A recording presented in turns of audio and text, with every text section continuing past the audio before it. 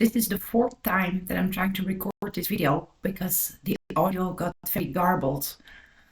The other times that I tried to record it, some spirit, who shall not be, probably doesn't want this video out there. Well,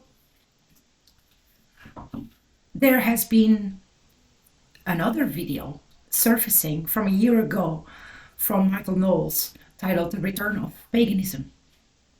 And Thomas made a video about this, and I want to chime in on this because, obviously it's something dear to my heart as a pagan myself. For lack of a better word, I know what the word pagan means. It means country bumpkin, and it was a Roman term, pagana. But that's neither here nor there.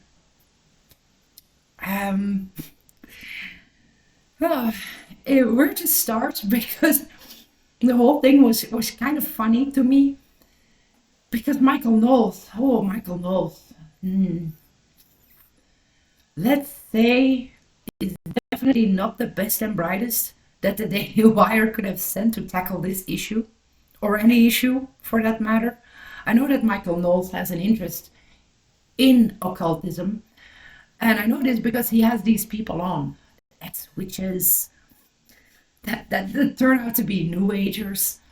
New Age, it does lead to certain bad outcomes. We know this.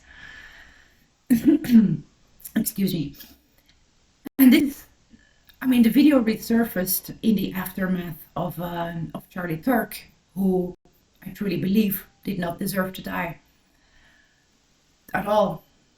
I think Charlie Kirk came from a good place, even though he wrote the foreword to a book called The Danger of Paganism, or something like that.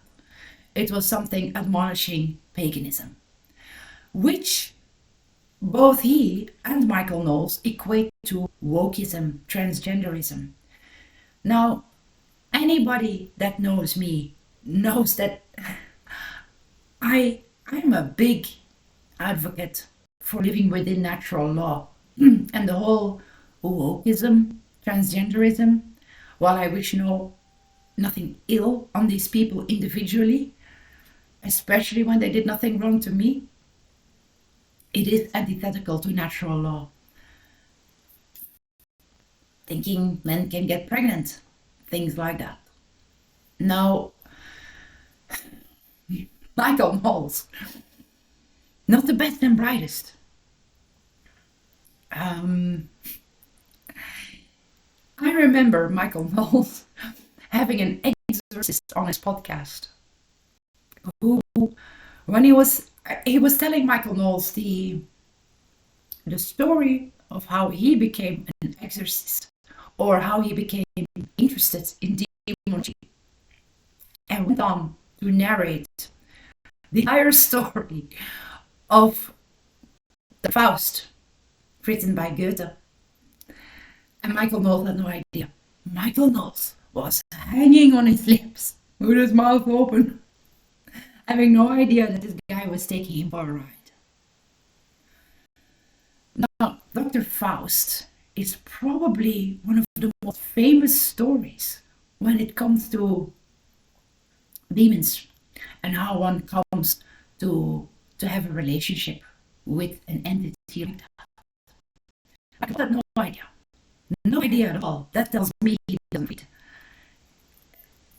Which is already saying a lot.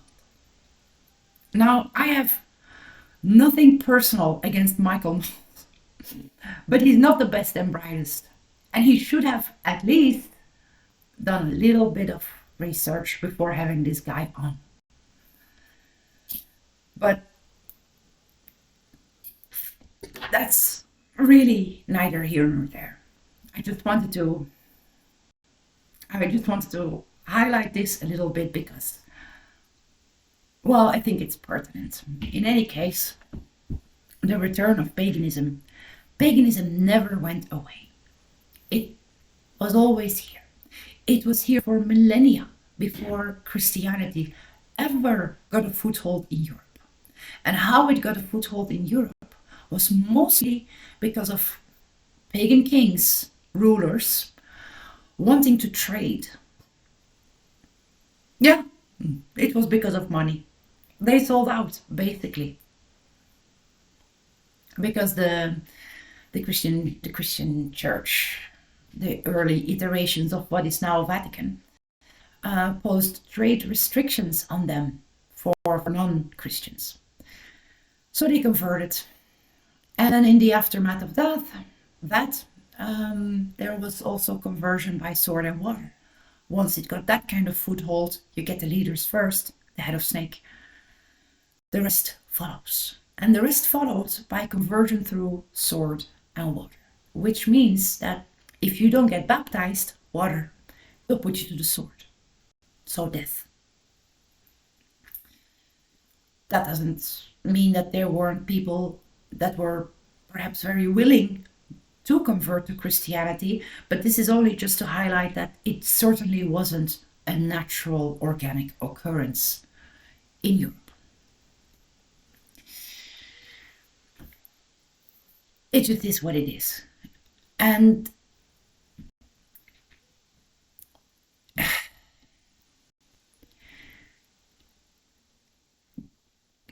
like I said, it has been centuries, if not millennia, that Europe was pagan before it was ever Christian.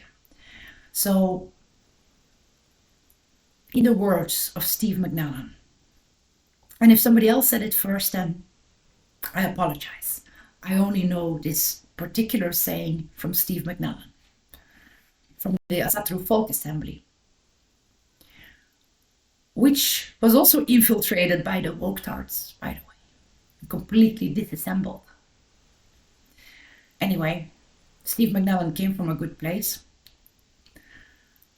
And he said this, that there is no reason to think of Christianity as anything else but a passing phase in Europe. And he's right. The history of Christianity in European history is very, very short in comparison to its pagan history. And there's something else I would like to touch upon. The transgenderism is a form of gender mutilation.